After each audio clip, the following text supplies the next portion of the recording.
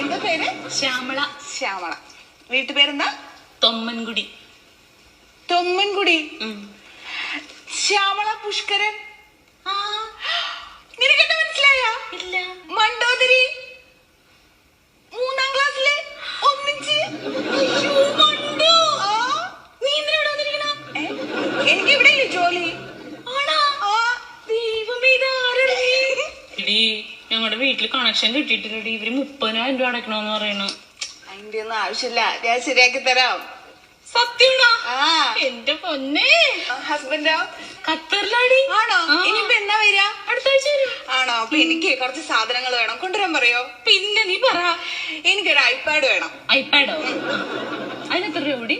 അത് ഒരു 30 താഴേക്കേ വരുള്ളൂ. 30,000? അതില് താഴെ വരുള്ളൂ. പിന്നെ എന്റെ അനിയന് പഠിക്കാൻ വേണ്ടിട്ട് ലാപ്ടോപ്പ് വേണമെന്ന് പറയുന്നുണ്ടായിരുന്നു. അതും കൂടി ഒന്ന്